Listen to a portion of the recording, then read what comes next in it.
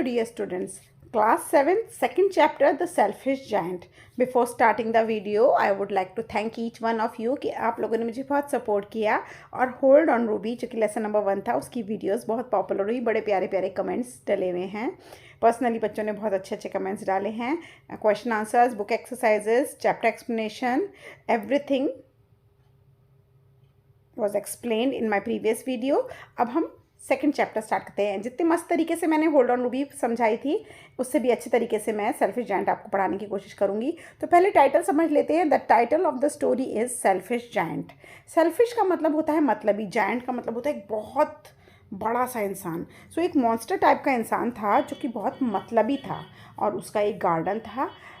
Luckily जो वो एक कैसल में रहता था। कैसल होता है एक बड़ा सा पैलेस, लंबी सी टावर जैसा एक पैलेस था जिसमें वो रहता था कासल में। और उसकी जो कासल की खूबियत थी वो ये थी, उसकी चारों तरफ एक बहुत ही ब्यूटीफुल गार्डन था जिसमें बहुत तरीके के फ्लावर्स खिला करते थे। तो ये था इंट्रोडक्शन पार्ट। आगे चलते हैं। गेट सेट है, एक रोज़ बनाना है भैया, एक फ्लावर बनाना है यूजिंग रिबन्स। मेरे लिए बना दो और मुझे भेज दो टीचर्स डे पर, ठीक है। मैं आपको ज़रा चैप्टर एक्सप्लेन कर दूँ तब तक। Selfish giant is a short story about a giant. एक छोटी सी स्टोरी है एक जायंट के बारे में जो कि कासल में रहता था, which has a beautiful garden. और ही सेल्फिश मतलब ही था, बच्चों को पसंद नहीं करता था। और बच्चे, पता है बच्चे कितने प्यारे होते हैं, जहाँ बच्चे होते हैं ना वहीं सारी खुशियाँ होती हैं।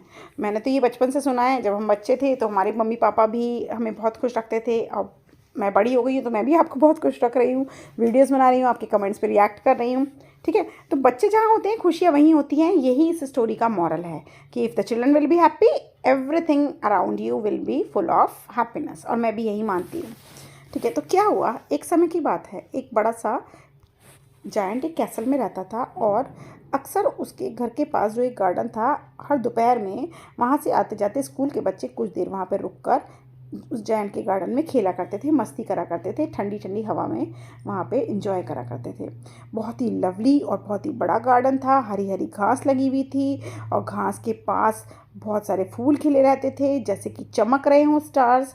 और करीबन 12 वहाँ पे पीच ट्री थे जहाँ पे पीचेस लगा रहते थे।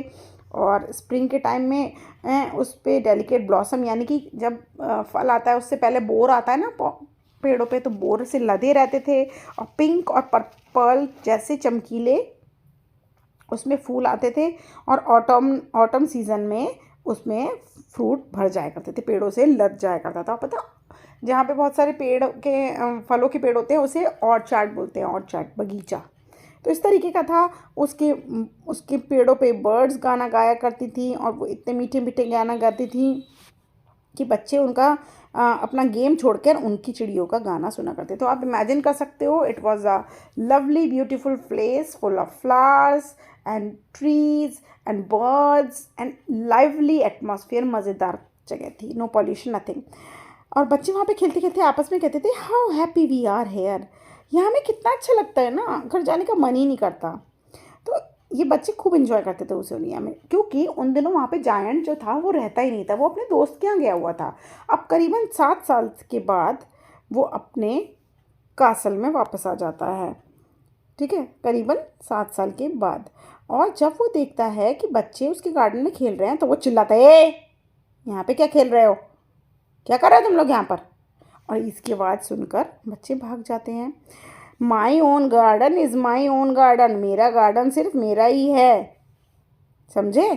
मैं यहाँ पे किसी को खेलने वेलने नहीं दूंगा, बस ये मेरा है और मैं ही यहाँ पे रहूँगा। चिल्ला के भाई साहब कह रहे हैं, आप देख लो इनकी किस तरीके से। तो इसी वजह से उसने एक चारों तरफ वॉल बनवा दी और एक नोटिस बोर्ड वहाँ पे लगा दिया कि trace passers will be prosecuted. इसका मतलब है कि एक उसने वहाँ पे एक मैसेज दे दिया कि जो भी यहाँ से गुजरेगा या जो भी यहाँ पे हक जताएगा उसको दंड मिलेगा, उसे पनिश किया जाएगा।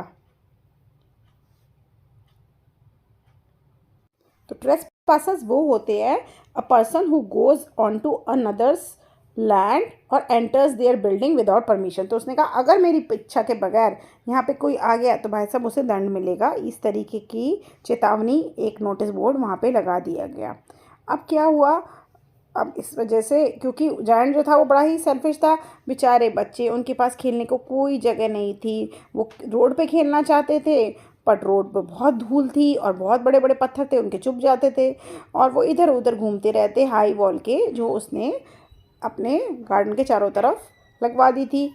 और जब उनका पढ़ाई का टाइम ओवर हो जाता है तो वो सोचते अब हम क्या करें, और वो याद करते थे how happy we were there, हम वहाँ कितने खुश थे, आपस में बोलते थे, क्योंकि बच्चों की जगह ही बंद कर दी उसने। अब उसने जब ये बच्चों की जगह आने जाने की बंद कर दी तो इसका उसके गार्डन पे क्या असर पड़ा, ये बड़े ध्यान से सुनना आप। देन द स्प्रिंग केम, और फिर मौसम बदला, वसंत ऋतु आ गई। ठंडी जब विंटर सीज़न ख़त्म होता है तो स्प्रिंग सीज़न शुरू हो जाता है ना, वसंत ऋतु जो फरवरी का महीना होता है, फूल खिलने लगते हैं।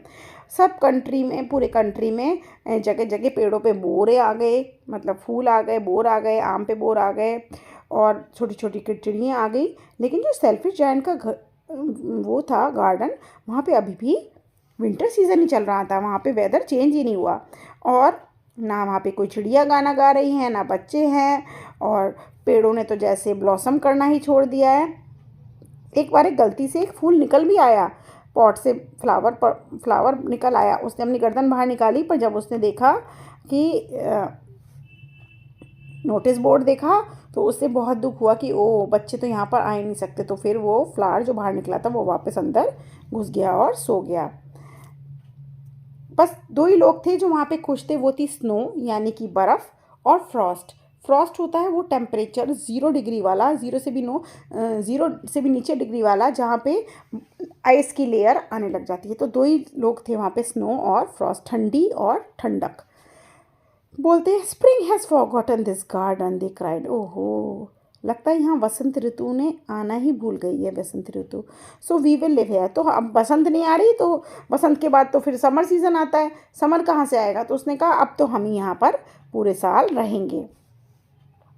स्नो ने अपना वहाँ पे डेरा बसा लिया, उसने सारी घास को कवर कर लिया, और जो क्लोक थे यानी कि कपड़े, विद हर वाइट क्लोक, अपने सफ़ेद बर्फ़ की चादर से उसने सारी, आप ये देखो इमेजिनेशन में क्या जाओगे, यहाँ ही देख लो, सारी बर्फ़ से सब है, कासल ढक गया, सब ढक गया।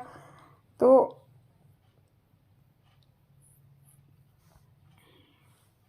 फ्रॉस्ट ने यानी कि बर्फ़ लेने ने सारे ट्री को सिल्वर कर दिया, सब तरफ ढक लिया।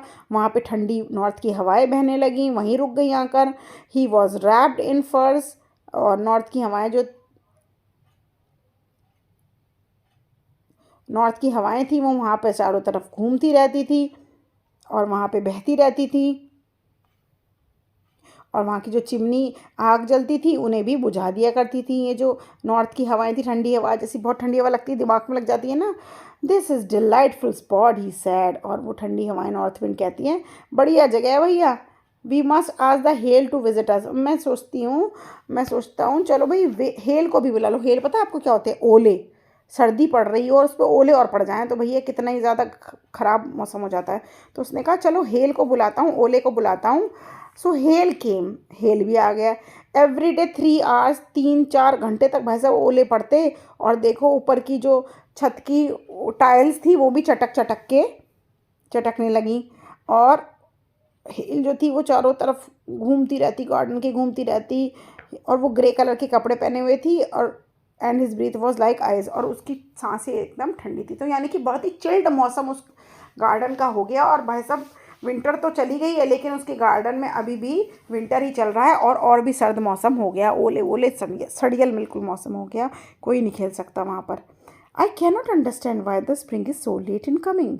सेल्फिश जायंट एक दिन सोचता है मुझे समझ नहीं आ रहा, यहाँ पर तो ठंड बढ़ती जा रही है, ये स्प्रिंग कहाँ रह गई, कितनी देर हो गई उसे आए हुए।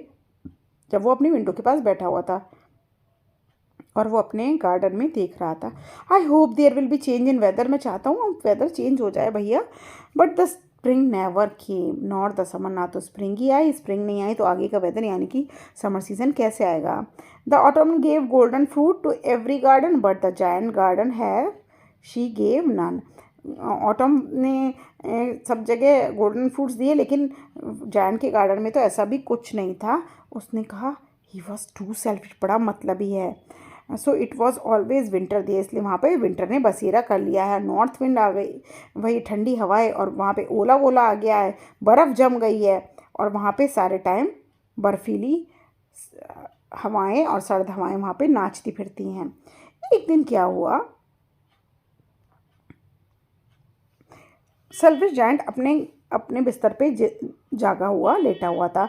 उसने कुछ प्यारा सा म्यूज़िक सुना और वो म्यूज़िक उसके कानों को बड़ा अच्छा लगने लगा। It must be musician, Kings musician passing हुआ। उसे लगा कि लगता है किंग का संगीत का यहाँ से जा रहा है, इतनी प्यारी आवाज़ है।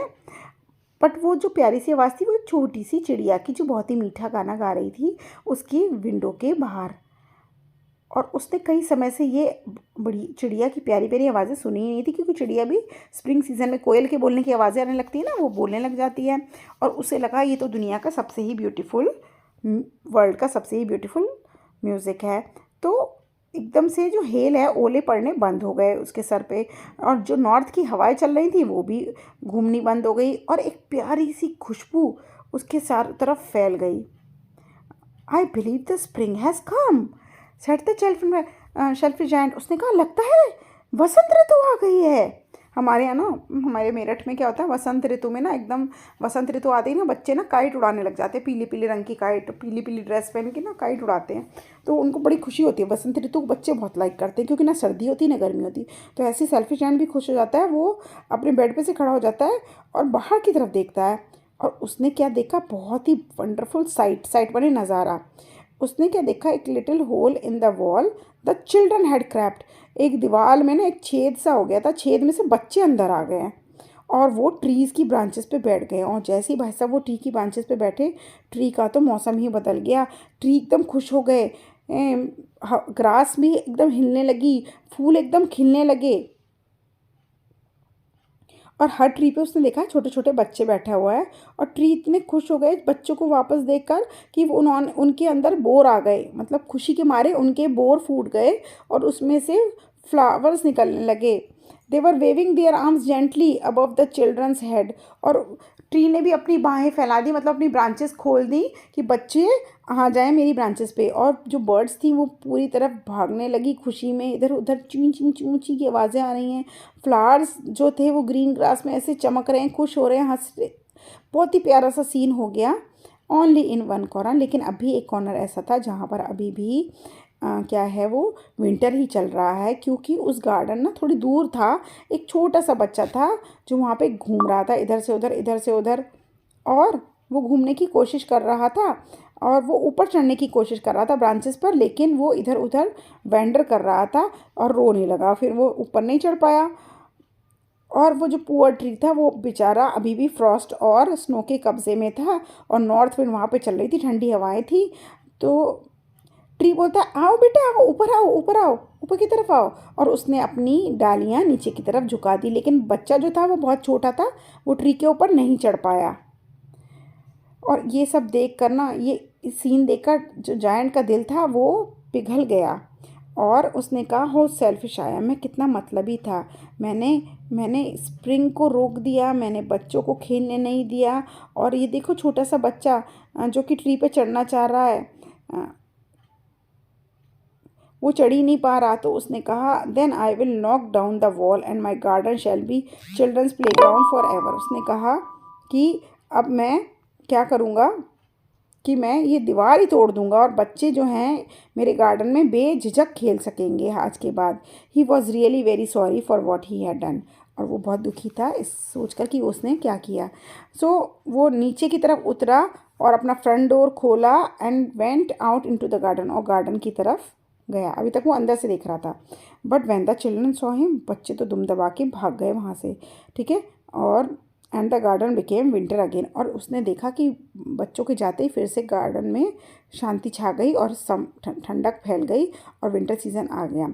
लेकिन वो जो छोटा बच्चा था वो भाग ही नहीं पाया, क्योंकि उसकी आंखों में आंसू भरा हुआ था और वो ऊपर चढ़ने की कोशिश कर रहा था। उसने देखा ही नहीं कि जायंट आ रहा है। तो जायंट ने उसके पीछे से गया और उसको हाथ से उठाकर ट्री के ऊपर रख दिया। और भाई साहब जैसे ही, आप यकीन नहीं करोगे, ट्री के ऊपर जायंट ने उसे रखा तो ट्री जो है वो लबालब फूलों से भर गया, वो ब्लॉसम करने लगा, बर्ड्स आ गई, गाना गाने लगी। और the little boy stretched out his two arms and flung them round the giant's neck and kissed him. बच्चे ने ना अपनी इच्छा जब उसकी पूरी हुई और वो पेड़ पे बैठ गया, तो उसने ना हगी कर ली सेल्फिश जायंट को हगी कर ली और उसे किसी कर ली, हगी कर ली। ये सब देखकर बच्चों ने कहा कि जायंट तो बदतमीजी ही नहीं कर रहा आज, वो तो गंदा इंसान नहीं है। तो वो भाग के आते हैं। तो with them came the spring, और उनके अंदर आते ही फिर से वसंत ऋतु सारे में फैल जाती है। और वो बोलता है, it is your garden now बच्चों, आज से तुम्हारा गार्डन है मेरे प्यारे बच्चों, छोटे बच्चों। And he took an axe and knock down, और उसने एक कुल्हाड़ी उठाई और दीवार तोड़ दी। And when the people were going to market at 12, और दोपहर में जब लोग 12 बजे के करीब मार्केट जा रहे थे तो उसने देखा जायंट जो है बच्चों के साथ खेल रहा है। और इतना सुंदर गार्डन जो कि उनकी आंखों से अभी तक छुपा हुआ था, उन्हें देखकर लोग बहुत खुश हुए।